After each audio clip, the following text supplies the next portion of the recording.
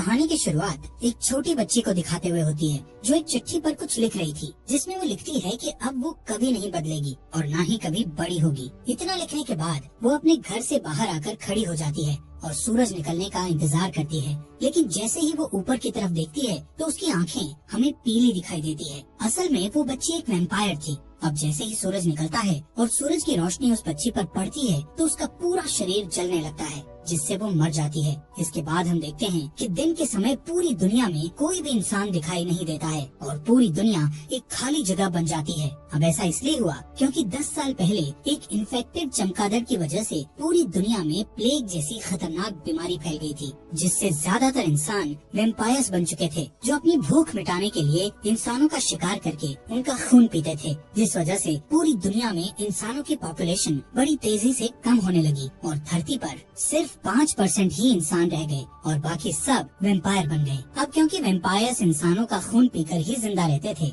इसलिए इंसानों की पॉपुलेशन कम होने से वैम्पायर्स की भूख मिटाने के लिए इंसानी खून की कमी होने लगी थी। इसलिए वैम्पायर रिसर्चर्स वैम्पायर्स की पॉपुलेशन का पेट भरने के लिए इंसानी खून के जैसे ही खून बनाने में लगे हुए थे। वहीं कुछ अच्छे वैम्पायर्स भी थे जो इंसानों को बचाने के लिए लड़ाई लड़ रहे थे, क्योंकि वैम्पायर्स द्वारा इंसानों को पकड़कर लैब में अपनी खून की जरूरत पूरी करने के लिए पाला और मारा जा रहा था। यहाँ से सीन शिफ्ट होता है और हम रात का समय देखते हैं, जहाँ सड़कों पर फिर से लोग दिखने लगे थे। ये सभी वैम्पायर्स थे जो रात को ही बाहर निकलते थे। ये सारे वैम्पायर्स इंसानों की तरह ही जीते थे और रात होते ही अपने अपने काम पर चले जाते थे। यहाँ पर हम एक बूढ़े वैम्पायर को देखते हैं जो रास्ते से गुजर रहे कुछ वैम्पायर लोगों से ब्लड लेने के लिए उन पर अटैक करने की कोशिश कर रहा था, जिससे वो वैम्पायर्स उस बूढ़े वैम्पायर से डर रहे थे कि तभी वहाँ पुलिस आकर उसे बिजली के झटके देकर कंट्रोल करती है। वहीं हम डॉक्टर एडवर्ड डाल्टन को अपनी कार से अपने काम पर जाते हुए देखते हैं। डॉक्टर एडवर्ड ब्रोमली मार्क्स नाम के एक वैम्पायर की कंपनी में काम करता था।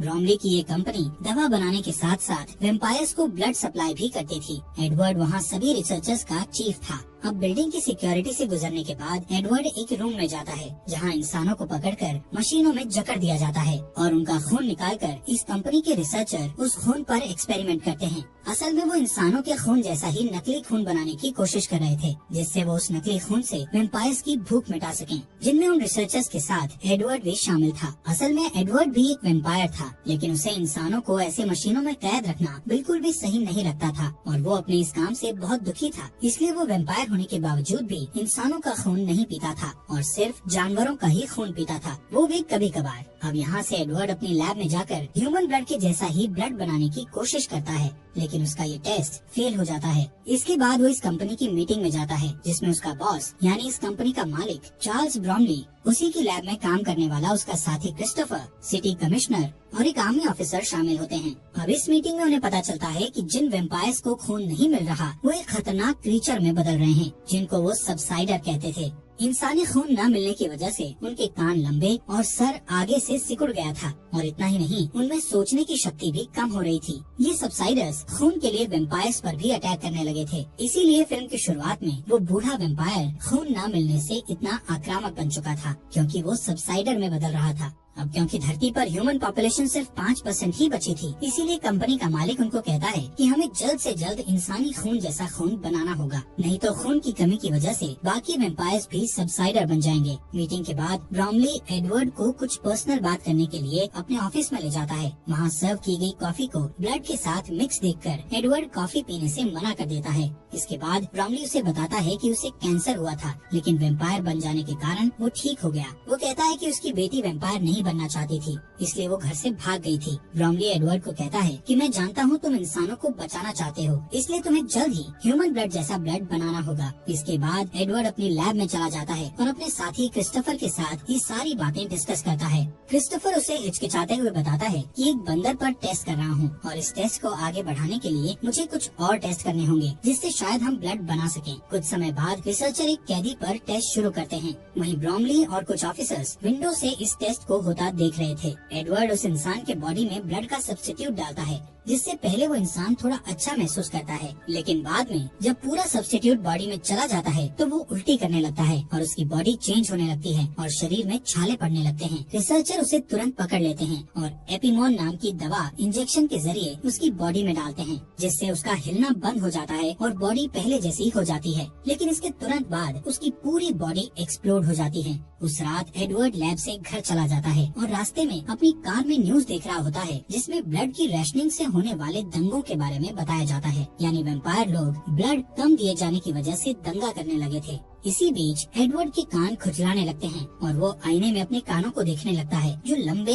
और पॉइंटेड होने लगे थे। इस बीच ध्यान बटने की वजह से वो सामने आने वाली कार को नहीं देख पाता है, जिससे लास्ट मोमेंट में उसे कार घुमाकर रोकना पड़ता है। लेकिन वो दूसरी कार सड़क के किनारे लगे घेरे में टकरा जाती है। एडवर्ड हेल्प करने के लिए बाहर आता है, लेकिन उसके हाथ में एक तीर लगती है। तभी दूसरी कार से कुछ लोग बाहर आते हैं जो इंसान थे और उनकी लीडर ऑड्री बेनेट थी, जिसके पास एक क्रॉसबो नाम का हथियार था जो उसे वैम्पायर से प्रोटेक्ट करता था। उसी ने एडवर्ड पर तीर चलाया था, लेकिन अचानक वहाँ पुलिस कार की आवाज आती है। एडवर्ड उन इंसानों से कहता है कि वो लोग उससे न डरें, क्योंकि वो बस उनकी मदद करना चाहता था। फिर वो उन लोगों को अपनी कार में बैठने को कहता है। थोड़ी हिचकिचाहट के बाद वो लोग मान जाते हैं। एडवर्ड अपनी कार का डे प्रोटेक्शन सिस्टम ऑन कर देता है, जिससे सारी विंडोज ब्लैक हो जाती है और जैसे ही पुलिस आती है वो अपने हाथ में लगा हुआ एरो निकाल लेता है। जब पुलिस वाला उससे इंसानों के बारे में पूछता है तो वो इंसानों की गलत डायरेक्शन बताकर कहता है कि वो लोग भाग गए हैं। कार में ऑड्री को एडवर्ड का आईडी बैज मिलता है, जिससे उसे एडवर्ड का पेशा और उसका डेट ऑफ बर्थ पता चलता है। जब पुलिस चली जाती है तो वो लोग कार से निकलते हैं और ऑड्री एडवर्ड को बर्थडे विश करती है।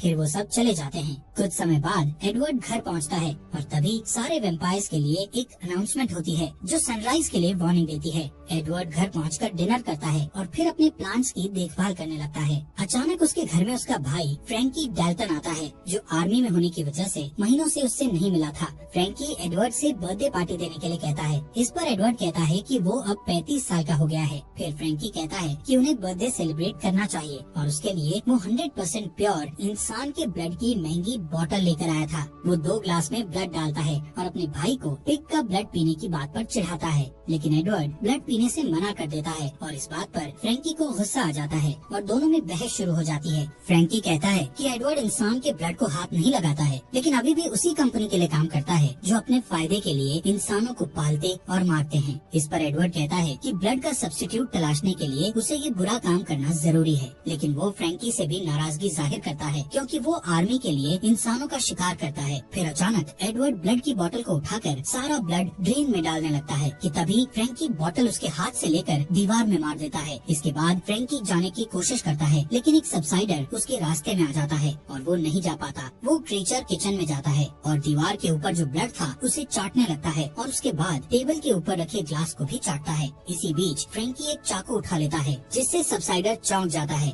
और फ्रैंकी को दीवार की तरफ धक्का देता है। फ्रैंकी ग्लास के टेबल पर गिर जाता है, जिससे टेबल का कांच टूटकर बिखर जाता है और कुछ सेकंड के लिए फ्रैंकी बेहोश हो जाता है। फिर सबसाइडर एडवर्ड की तरफ बढ़ता है। एडवर्ड एक स्टूल को उठाकर उसे रोकने की कोशिश करता है और साथ ही अपने भाई को होश में लाने के लिए उसका नाम लेकर पुकारता है। फ्रैंकी होश में आ जाता है और फिर चाकू को पकड़ता है। दोनों भाई सबसाइडर पर अटैक करने की कोशिश करते हैं, लेकिन वो जंप करके सीलिंग में लटक जाता है। इससे फ्रैंकी को चांस मिल जाता है और वो उसका सिर काट देता है। कुछ टाइम के बाद पुलिस मामले के बारे में जानने के लिए वहाँ पहुँचती है और कहती है कि अब सबसाइडर शहर में फैल चुके हैं। एक ऑफिसर को उस क्रीचर की एक रिंग मिलती है, जिससे एडवर्ड को पता चलता है कि वो एक लोकल माली था और उसे उसकी बॉडी में खुद के लगाए हुए जख्म भी मिलते हैं, जो खुद को खाने से हुए थे। अगले दिन सिक्योरिटी अलार्म बजने से एडवर्ड की नींद खुल जाती है और जब वो चेक करने के लिए लाइट ऑन करता है तो ऑड्री उसकी तरफ क्रॉसबो एम करके खड़ी दिखाई देती है। ऑड्री कहती है कि उसे ऐसे वैम्पायर की तलाश है जिस पर वो लोग भरोसा कर सकते हैं और इसके लिए उसे एडवर्ड बिल्कुल सही लगता है। वो उसे एक पेपर शीट देती है जिसमें एक मैप बना होता है। एडवर्ड मैप को देख ही रहा होता है कि अचानक एक आवाज आती है और एडवर्ड उस आवाज की तरफ मुड़कर देखता है और इस बीच ऑड्री चुपचाप चली जाती है।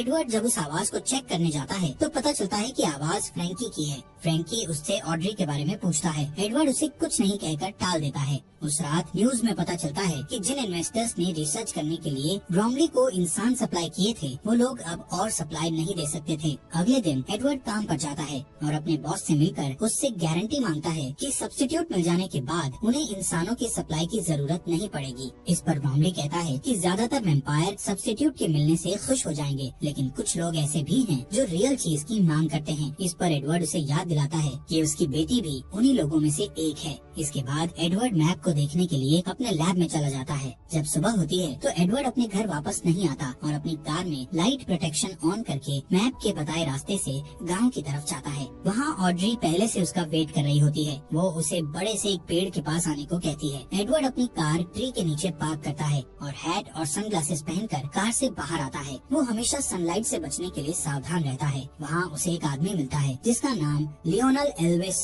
कॉर्मैक था। वो आदमी एक वेम्पायर था जो अब इंसान बन चुका था। एडवर्ड उससे जानना चाहता था कि वो इंसान कैसे बना, लेकिन ऑड्री को पास आता देखकर वो चुप हो जाता है। वो देखता है कि फ्रैंकी ने उसे गन पॉइंट पर रखा था। एडवर्ड उसे रोकने की कोशिश करता है, लेकिन वो नहीं मानता और उसे बताता है कि आर्मी की टीम भी आने वाली है। ये सुनकर ऑड्री फ्रैंकी को रोशनी की तरफ धकेलती है और सब जल्दी से एडवर्ड की कार में बैठ जाते हैं। तब तक सोल्जर वहाँ पहुँचकर उन पर फायर करना स्टार्ट कर देते हैं और लियोनेल की गाड़ी भी बर्बाद कर देते हैं। सोल्जर उनका पीछा करते हैं और गोलियां भी चलाते हैं, जिससे कार के डे प्रोटेक्टर में छेद हो जाता है। पहले ऑड्री उसे अपने हाथ से कवर करके मैनेज कर लेती है, लेकिन होल ज्यादा हो जाने के कारण कैमरा भी खराब हो जाता है और एडवर्ड आगे नहीं देख पाता है। फिर लियोनेल ड्राइविंग सीट पर बैठ जाता है ताकि वो रोड को एक होल से देख पाए और एडवर्ड लाइट से छुप जाता है। जब वो लोग कमजोर ब्रिज पर पहुंचते हैं तो लियोनेल बहुत तेजी से ड्राइविंग करके ब्रिज को क्रॉस कर लेता है, जबकि आर्मी ट्रक हैवी होने के कारण ब्रिज टूट जाता है और ट्रक ब्लास्ट हो जाती है और बाकी के लोग पीछे रह जाते हैं। रात होने के बाद वो लोग कार को नदी के पास पार्क करते हैं और लियोनेल एडवर्ड को बताता है कि वो कार में डीलाइट मॉडिफिकेशन लगाने का काम करता था, जो सूरज की रोशनी से कार के अंदर बैठे लोगों को बचाता है और कार में इस तरह के सिस्टम लगाने वाली पहली शॉप उसी की थी।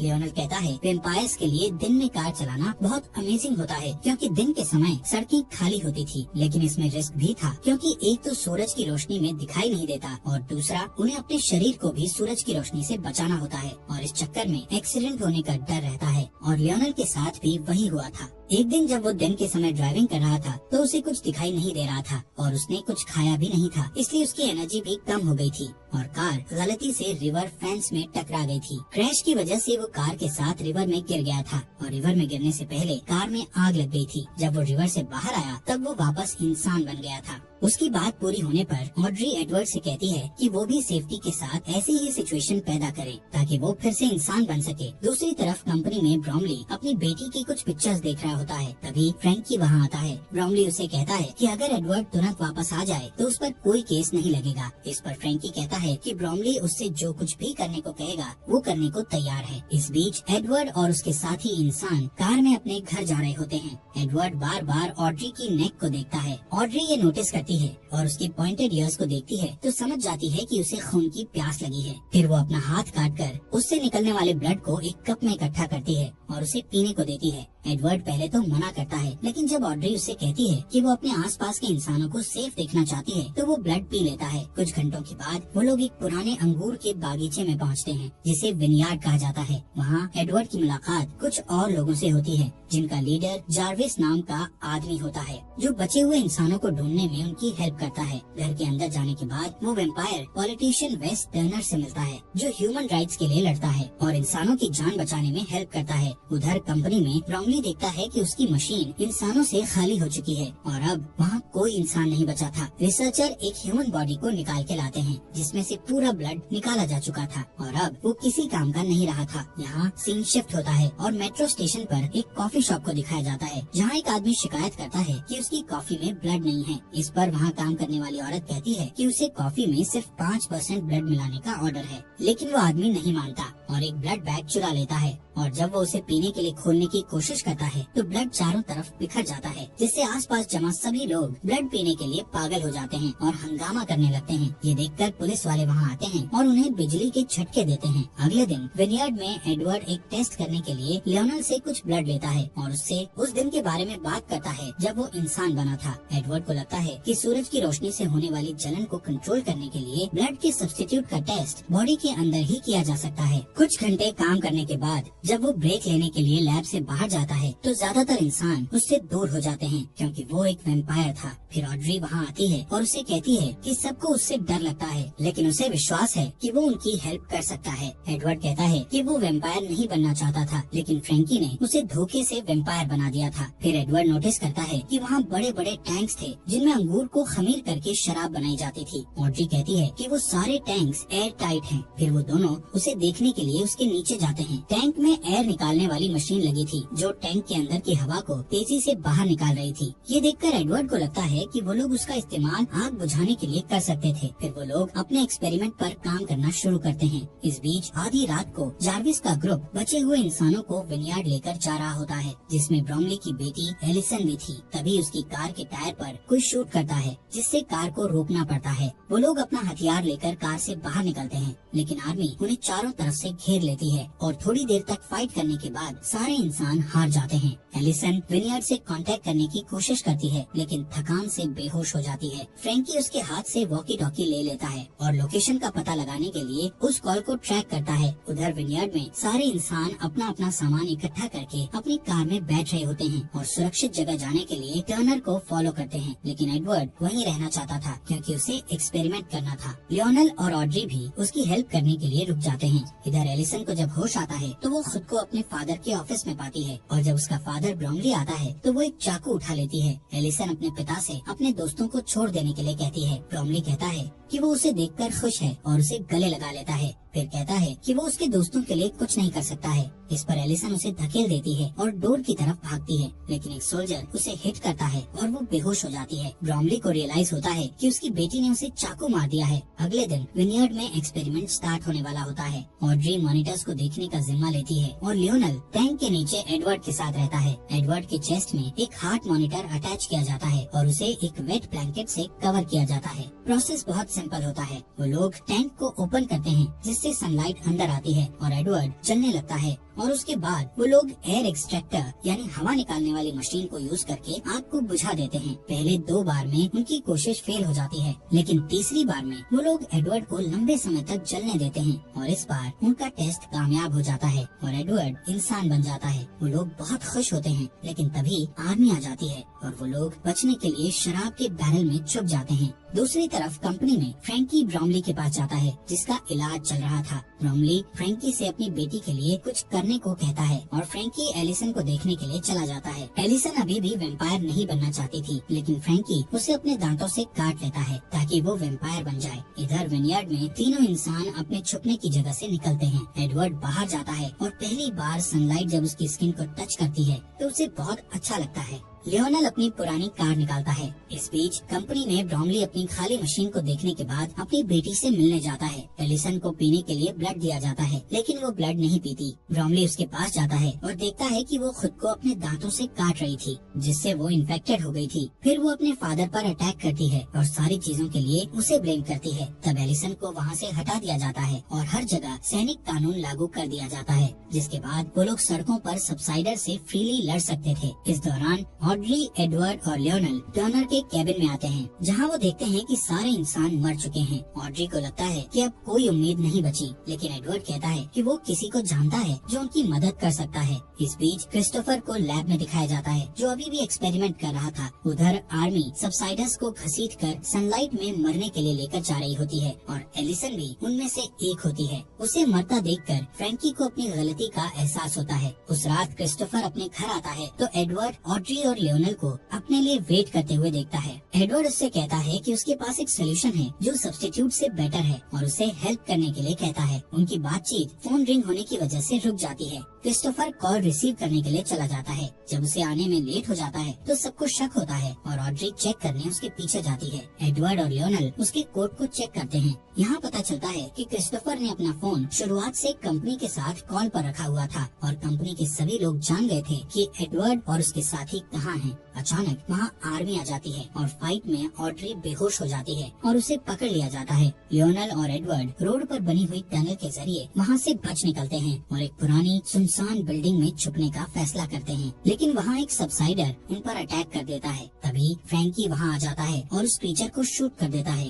वो नोटिस करता है कि उसका भाई इंसान बन गया है। ये देखकर फ्रैंकी कहता है कि उसने एडवर्ड को इसलिए वैम्पायर बनाया था क्योंकि वो उसे मरता हुआ नहीं देखना चाहता था। वो अपनी गलती के लिए माफी मांगता है और अब उनकी हेल्प करना चाहता है। लेकिन जब लियोनल पास आता है तो फ्रैंकी को खून पीने की तलब होती है और वो उसे काटने के लिए उस पर जंप कर देता है। एडवर्ड उसे पकड़ लेता है और उसे धक्का देकर लियोनल से दूर कर देता है और उसे शूट करने ही वाला होता है, लेकिन कुछ नोटिस करके रुक जाता है। कुछ समय बाद एडवर्ड कंपनी की बिल्डिंग में एंटर करता है और अपने सारे अलार्म ऑफ कर देता है। सिक्योरिटी उसे पकड़ के ब्रोमली की ऑफिस ले जाती है। वहाँ वो देखता है कि ब्रोमली ऑड्री का हाथ काट कर उसका ब्लड पी रहा था। एडवर्ड कहता है कि वो सारी बातों के लिए दुखी है और फिर से वैम्पायर बनना चाहता है। उसकी बात सुनकर ऑड्री को लगता है कि एडवर्ड उसे धोखा दे रहा है और वो अपसेट हो जाती है, पर ब्रोमली कहता है कि अब उसे सब्स्टिट्यूट मिल गया है और इसलिए उसे एडवर्ड की जरूरत नहीं है और वो उसे बुज़दिल कहता है। इस पर एडवर्ड ब्रोमली से कहता है कि वो भी एक बुज़दिल है जो अपनी खुद की बेटी को वैम्पायर में नहीं बदल पाया। इस बात से ब्रोमली को गुस्सा आ जाता है और वो एडवर्ड को काट लेता है, लेकिन एडवर्ड कोई रिएक्शन नहीं देता क्योंकि ये एडवर्ड का प्लान था।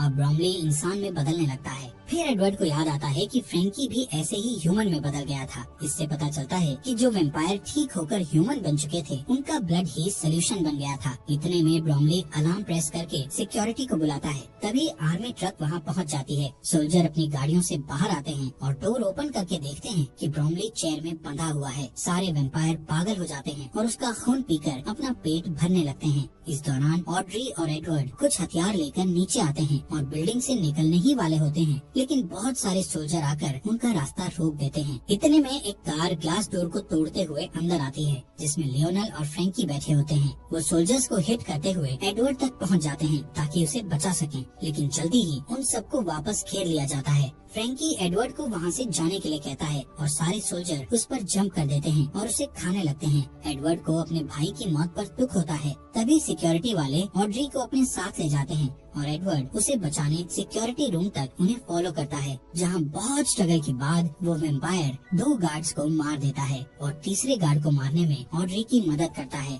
इसके बाद वो सिक्योरिटी कैमरा में देखता है कि फ्रैंकी को खाने वाले सोल्जर इंसान बन गए हैं और जो सोल्जर बचे हुए थे वो ह्यूमन सोल्जर पर अटैक करने लगे हैं। इसके बाद एडवर्ड और ऑड्री लॉबी में वापस आ जाते हैं। सिर्फ कुछ ह्यूमन सोल्जर ही बच पाते हैं। इसके बाद क्रिस्टोफर आता है और कुछ सोल्जर्स को शूट कर देता है। फिर वो एडवर्ड और ऑड्री को भी शूट करने वाला होता है, लेकिन अचानक एक एरो उसके चेस्ट पर लगती है और वो मर जाता है। ये एरो लियोनल ने उन्हें बचाने के लिए चलाया था। फिर ऑड्री उसे हक करती है। एडवर्ड अपने भाई की बॉडी और सूरज की रोशनी को अंदर आते हुए देखता है। फिर वो तीनों लियोनल की कार में बैठ जाते हैं और एडवर्ड कहता है कि अब उनके पास क्योर है और वो अब सबको पहले जैसा कर सकते हैं। इसी के साथ ये मूवी खत्म हो जाती है।